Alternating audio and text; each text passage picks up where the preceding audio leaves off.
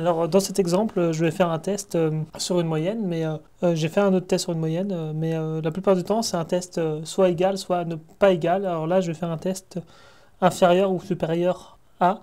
Donc, pourquoi? Car c'est un peu plus difficile, c'est un peu plus piégeux. Donc, ici, on va tester la longévité d'un composant. Donc, ici, d'une population à variance et à population inconnue. Donc, j'ai pas mis les observations, je suis allé directement sur la moyenne, la variance corrigée sans biais, l'écart type, et n égale 25. Donc il y avait une question avec un intervalle de confiance où j'ai fait un petit programme sur une calculatrice. Donc ici, ce que je vais calculer, c'est je vais tester l'hypothèse la durée de vie, est-ce qu'elle est inférieure en hypothèse H1 inférieure à 600 heures et en hypothèse H0 qu'elle est au moins égale à 600 heures.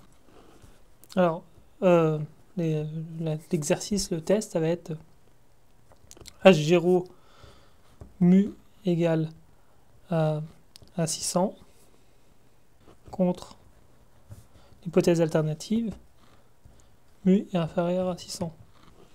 Donc là, on va faire, comme d'habitude, on va faire un écart réduit. Donc l'écart réduit, c'est la moyenne de l'échantillon, moins la moyenne à tester, donc là c'est 600, divisé par l'écart type, sur la racine de n, donc ici 25.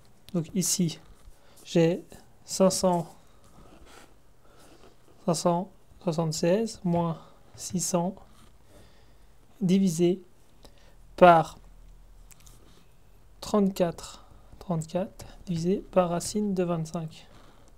Donc normalement, lorsqu'on fait un test en partant du principe hypothèse H1 n'est pas égal, on peut prendre la valeur absolue. Alors ici, il ne faudra pas prendre la valeur absolue.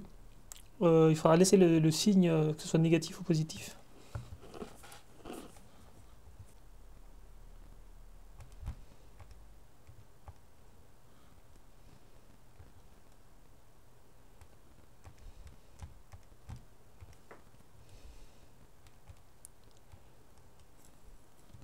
J'ai moins 3,49. Donc c'est bien un moins. Donc ici, comme beaucoup de cas, on ne connaît pas la variance de la population. Donc on va se baser sur une loi de Student. Et également, on a un effectif faible. Donc il faut vraiment se baser sur une loi de Student et pas sur une loi normale. Donc on ira chercher le fractile inférieur. Mais déjà, on va essayer de voir les bornes d'acceptation ou non. Donc dans les cas, on va partir dans les cas de H1. Lorsqu'on part en mu égale 600 par exemple, ou mu égale mu 0. Là, je suis en hypothèse alternative.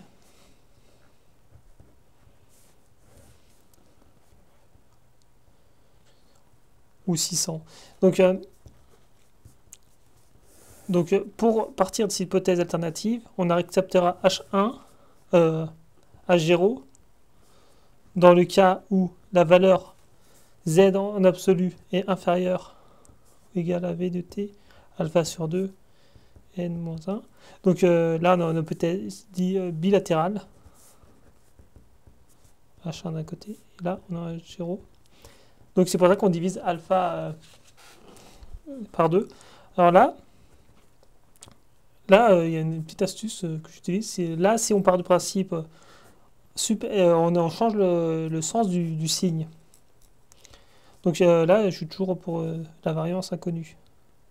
Donc c'est pour ça que je passe sur V de T, donc la loi de Student. Z.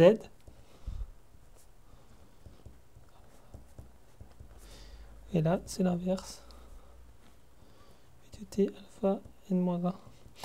Donc il y a quelque chose de très important, c'est qu'ici, il ne faudra pas diviser alpha par 2, comme la plupart des cas. Là, on est vraiment en hypothèse unilatérale, en se basant sur n-1. Donc ici, on a 25, moins 1, 24.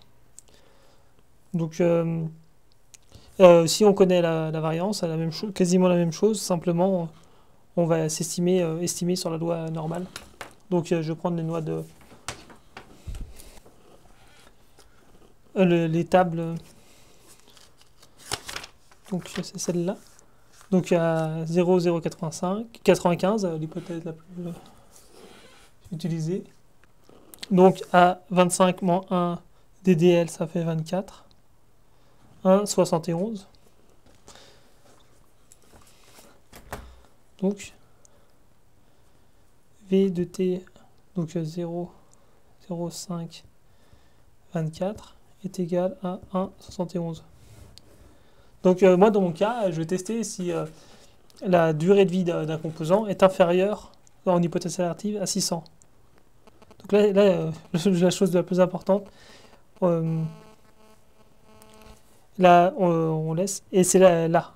Il faudra bien mettre le signe inversé. Donc ici, je vais prendre une couleur. On va faire la borne.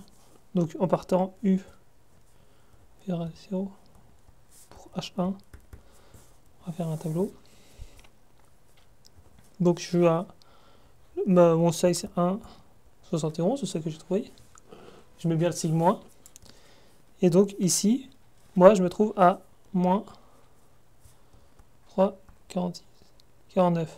Donc j'accepte H0, on part pour H0, j'accepte H0 si Z est supérieur à V de T.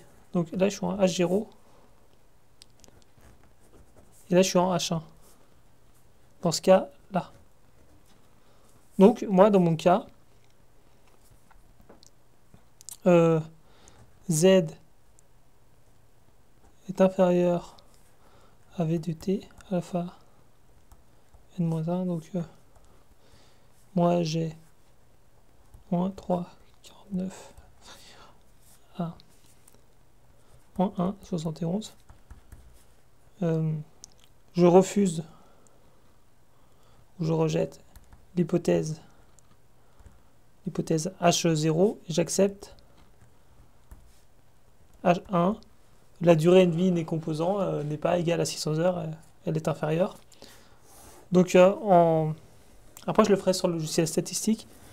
Là, dans ce cas-là, là je suis à 1,71 et donc si ma valeur est inférieure, je suis en H0 et ici en H1. Bon, moi j'avais une valeur de moins 3,49. Dans l'hypothèse opposée, j'aurais accepté l'hypothèse H0.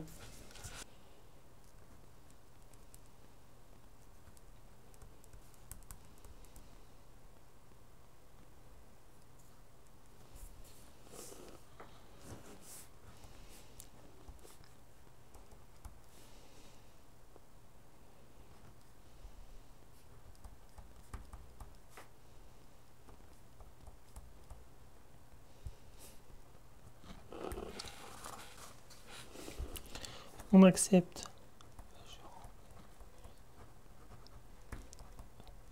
Donc je vais rapidement le faire sous Excel.